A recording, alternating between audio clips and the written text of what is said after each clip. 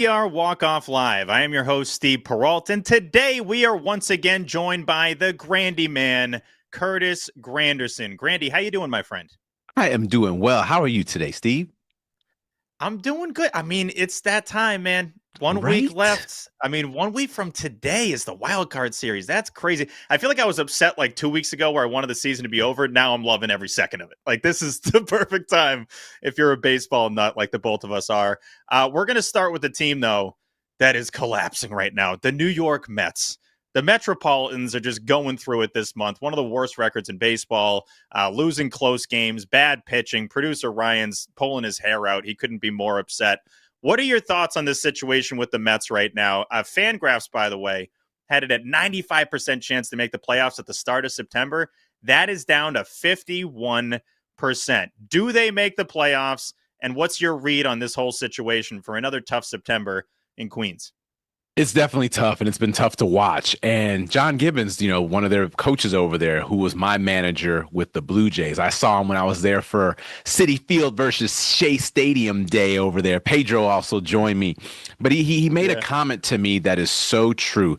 He goes, "Grandy, it's always hard to win when you need to win," and I was in a perfect example of that in 2006. Our Detroit Tiger team, we were in first place in mid-August by 10 games.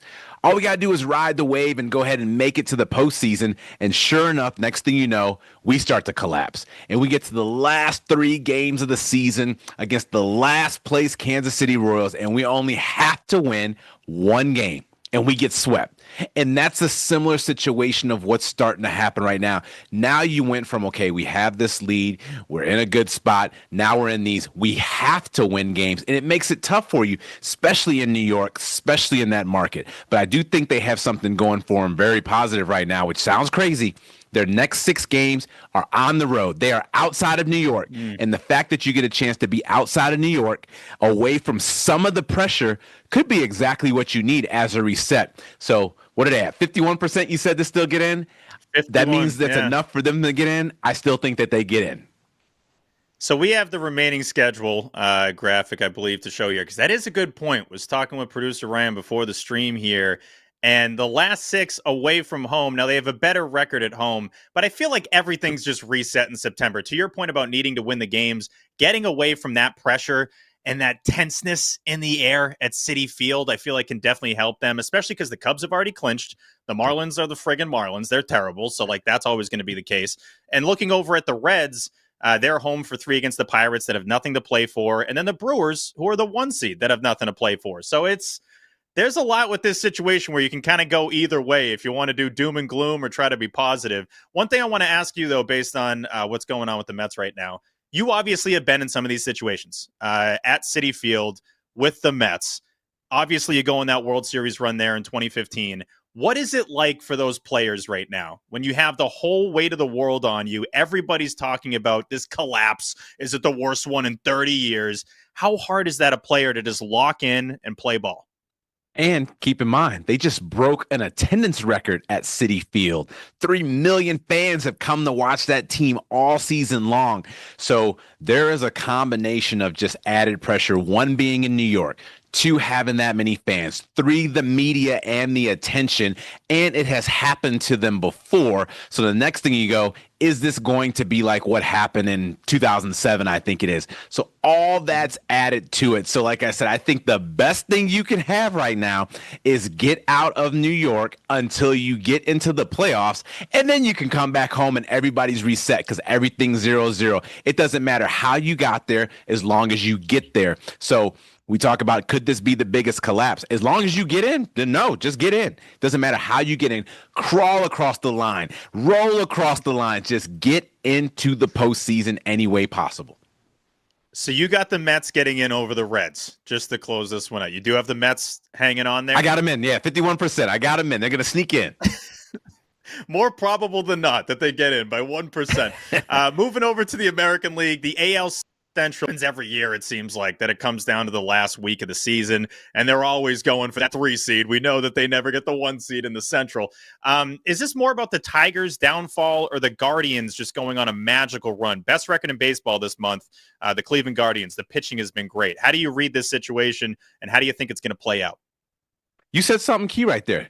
The Guardians' pitching has been great because if you look at the offensive side of things, it hasn't been as great as you'd expect for a team making a run like this at this point in time. They still have a -9 run differential, which, of course, if you just look at that, that means we're giving up more runs than we're scoring. But yet they're still winning, and they're finding ways to do it, and they get scrappy with it, whether it's stealing bases, whether it's playing defense, whether it's solid pitching, which, as you know, pitching and defense wins championships. And they're doing all the things they need to do to win. So I think it's more of what the Guardians are doing versus the downfall of what Detroit has right now. Because they're still kind of floating. They're still hovering, right? It's still theirs to lose as of right now. Yes, it's not where you want it to be. Yes, it's not as cushiony where you want it to be, but it's still theirs to lose. But the fact that the Guardians have made up so much ground on a team that was so hot at one point in time in this season, you got to give credit where credit's due, and the Guardians have been playing. And they're always in the thick of it come this time of the season. Sometimes they just need to wait until you get to September, and then they wake up and let you know, hey, we're still here. It does seem like they just kind of hang out in the summer. They're like, all right, we'll be good enough. We'll kind of linger. And then when it's September, we can fill the park again and everybody can be happy. 15 and a half games back on July 8th. So this would be the biggest comeback to win a division in the history of baseball. Do you think they do it? Obviously, 3-game series, massive series starting tonight in Cleveland. Are the Guardians going to win the Central? It starts tonight, and what's really cool, I got a chance to be a part of Detroit Tigers good, at the time Cleveland Indians good, Detroit Pistons good, and the Cleveland Cavaliers with a young LeBron James good. When those two things are going well and those cities are getting a chance to go head-to-head because of the proximity, it's like an 18-minute flight to get there. It is intense. It's insane. I know manager Stephen Boat has been saying for those Cleveland fans, come on out. We need you. Well, we need you right now because this is a big series, and they got Scooble going in game 1 tonight against them. I think as of that, because of Scooble getting the ball there, I think you have to put the edge on the Tigers because, one, they're still in first place. 2, you have the potential back-to-back Cy Young Award winner going in game 1 of this series tonight. So they have a little edge. But if you can get those Guardians fans out there, those Cleveland fans can be rowdy. They can be an intense team. And their Cleveland Browns football team won on Sunday. So now they have some motivation and some optimism. It could be a very fun series. It'd be a good ticket to get if you don't have a seat already. That's next level analysis right there. We're talking about the other teams in town, which does matter. There is crossover. They're fans of both teams. This is stuff that people don't talk about. I love that, Grandy. All right, we'll cook through a couple, and then we're going to close with our pyramid there for the game 1 starters. The Seattle Mariners, they are just playing incredible ball right now, doing it obviously with pitching, but more importantly, bashing at the plate. How much of a threat are the Mariners in the American League? That's question 1. And question 2, is Cal Raleigh officially, in your eyes, the MVP of the American League? Well, I'll start with question 1 there. I think they made an impact statement going to Houston and playing the way they played there. Remember, they had a postseason there a few years ago, and Yordan Alvarez ruined them, sent them home with homers out there in their ballpark. And now, obviously, this isn't the postseason, but this is implications on getting to the postseason. They came in knowing they needed to win. And not only did they win the first one, they won the second one. Then they swept them. That's a big statement against a team like the Astros that have been so dominant for the last several years. They pitch, their offense is there. Of course, you got the big dumper out there doing his things, but everybody else is also hitting, and they play defense. That's the big thing. You have to play defense. Don't give up extra outs, and I think that's going to be a key. So they've now moved up as one of the top teams in the AL, so you do not want to face them if they go ahead and secure their spot and get in. That's not a team you want to get in a draw. Then in terms of the MVP, with all that hype, with all the optimism, and the big story of Seattle coming back now in first place, those are big reasons why he could win MVP. He is not a lock, in my opinion. The reason being, all those reasons we're talking about, Aaron Judge could be in the exact same situation with the Yankees. They're only 2 games back. If he does something crazy here and their team does something crazy and they win the division, well, now that conversation's neutral. Both teams ended up winning their division because of their superstars. Then you have to look at all the other things. Yes, Cal Raleigh catches. Yes, he manages a team. Yes, he's the reason they got in. But the captain, that's why he's got a C on his chest over there in New York. In that market, with all the issues and challenges we talked about that the Mets have to face, the Yankees have to get it as well. So I don't think it's an open and shut case right now. I think this thing still goes down to the wire. I'm glad I don't have a vote in this thing because it's going to be a tough one to do it. And you also have to look at the stats. I think no matter what, I know there's other awards for offensive players, but stats do matter. That's what makes you vote valuable and also the most valuable player. If you have great stats, that puts you in the category. If your team wins, that puts you in the category. Both of them are doing exactly that. So this is going to be a tough one when it comes down to it. It's not done yet. I got to say, either way, I'm just thankful as a baseball fan. It's been a really cool race. Like, I feel like we don't get a lot of MVP races, but the last week of the season, the odds are even right now out of Vegas for who's going to win the award. That basically never happens. I think Shohei's like minus 20,000 to win the NL MVP. So, yeah, that's wrapped up in the other league. With the Astros, though, sticking in the AL West, is their run of AL dominance and AL West dominance kind of coming to a close here? Really tough sweep to the Mariners in their building over the weekend. To your point, the Mariners went in there and just smoked them.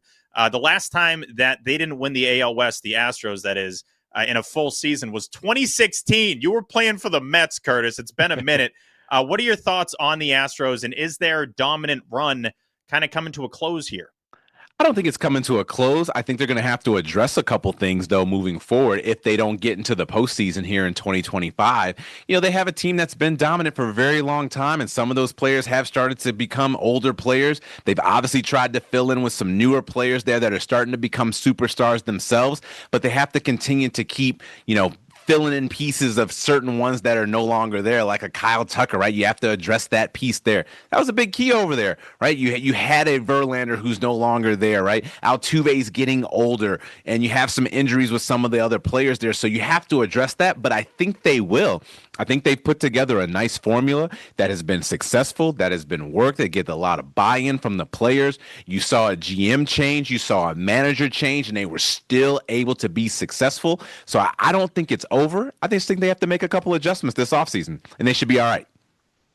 A lot coming up this week. I feel like they could either make a statement or kind of fade and not make the playoffs. So I think they're right around, if we're talking Fangraphs, like 63%. So it's still more probable to make it than not, similar to the New York Mets. All right, we'll close with this. It is our postseason Game 1 starters pyramid. We're going to have you fill out the pyramid here from bottom to top. Bottom row, it can be up to 5 guys, but those are good pitchers, good Game 1 guys that you want on the bump. The middle row's got 2 spots. Those are the very good guys, almost the cream of the crop. And then the top row, who is your top number 1 starter? But we're going to start at the bottom here. Who are the 5 dudes that you still would want in a Game 1 situation going into the playoffs? All right, so we're going with our bottom 5. This was a tough one because I have 2 guys from the same team. So you can mix and match who you want as your starter. And that's going with the Yankees, with Fried and Rodon over there. I think the 2 of them being lefties, being as dominant as they have been in New York, all the things we talked about is great. I think Rodon in particular is going to pick up a lot of experience from his last time in the postseason. Remember, he had a great start to his first game. He struck out the side. He was pumped up. He was amped. He was yelling. But then he kind of ran out of a little bit of juice. Pedro Martinez called out, like, you got to stay in control. And I think he's going to learn from that. So I think those 2, either one of those options are great. Fried's been rolling. I think he's, 7-0 in his last 7 starts or something like that. So obviously moving in the right direction with Fried or Rodon with the Yankees. Those are 2 of my 5 on the bottom. Outside of that, next thing you go, I got Sanchez over there with the Phillies. Again, I got to follow what some of the best pitchers ever to do it talk about, and that's Pedro Martinez. What he talks about Sanchez over there with the Phillies and what he's able to do with that changeup to lefties and to righties and his physical presence. He's a tall pitcher. He's one of my bottom. I'm the bottom of my pyramid, not a bottom guy. One of the bottoms of my pyramid. Making the pyramid, of course. Next thing, I got a guy that's gone deep into the ball game. recently has the ability to get length, and you need length, and that's Yamamoto with the Dodgers. He's shown that he can go 8 innings. I think the Dodgers are going to need length from their starters, and if they get length, they are going to be very successful in the postseason. So Yamamoto with the Dodgers, one of my fourth out of that bottom part of the pyramid spots there. And again, what did you say the Astros were? 63%? Yeah, right around there. Fangraphs. So 63 still got some getting in. So I got Brown over there, Hunter Brown over there at the Astros. Okay. I mean, he's been dominant all season long, and you definitely don't want to face him in a game one. So that's going to wrap out the bottom of my pyramid. That's a solid 5. I feel comfortable with those 5 there. And then moving up the ranks, your rotation, you're winning the World Series. Let's put it that way. The only challenge is who's going to get the ball for game one out of those 5 right there. If I had to go out of those 5 right there, depending where we're playing and depending in the market, I'll go Rodon if the game is in Yankee Stadium. I'm giving him the ball game one. If it's not in Yankee Stadium, so that means any of the ballparks, I'm going to go with the height. I got to follow Pedro. Give me Sanchez. Can't go wrong with Sanchez. He's absolutely filthy. Who's in the middle tier now? Very interested to see who you got, obviously, at the top, but who makes that middle tier? So this one gets very interesting here. The first one I go to Milwaukee with Peralta over there. And I just think that as great as the Brewers have been, it's also been an ace that's been needed. And he's been doing things for that team for a while now. I was his teammate back in 2018. He's still there. He's still dominant. He's learning. He's learning how to pitch in those big roles, how to get some length, 6, 7 innings, keep his team in the ball game. So Freddie Peralta over there in that position, I like him there. Now, this is where I split, because either one of these two could be the top of my pyramid or 2 in my pyramid. And the only reason I know have who these guys are. The only reason I have this one as the second in my pyramid is I don't think he's going to win the Cy Young. This is going to be a close Cy Young way, and that's Crochet. I got Crochet right there. He easily can move up there because he strikes out everybody. I mean, he leads the league in strikeouts. He's left-handed. He's dominant. He's someone that moved in the offseason. He's rolled right into that position. He's done it in a big market, and I think, if I had to flip between the two, the only reason he's sitting there is because I got Scooble at the top. And I think Scooble, back-to-back Cy Youngs, opens for the All-Star game, has game one tonight against the Guardians, pitched well against the Guardians last year in the postseason.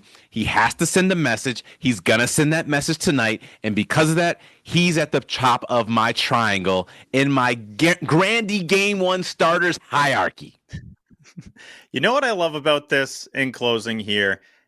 One of these guys is going to make a name for themselves, because it's not like there's some deep postseason history with this list. I think it's a great list, but these dudes are ready to, bring their team to the promised land, and then they'll be the dude on the bus there with the trophy, and all of a sudden we're going to look at them differently. So a lot of new faces, not a lot of new blood, especially Crochet there in that middle range. Obviously, this is his first postseason experience, and Scooble only had last year. So very excited to see how this shakes up and how the playoffs look. You guys can catch Grandy on the MLB on TBS pregame show at 7 p.m. Eastern tonight ahead of Mets and Cubs. Big game for the New York Metropolitans. The sky is falling in Queens, so we'll see what happens. But Grandy, you're the man. I love doing these. Really appreciate it, and hopefully we can do it again soon.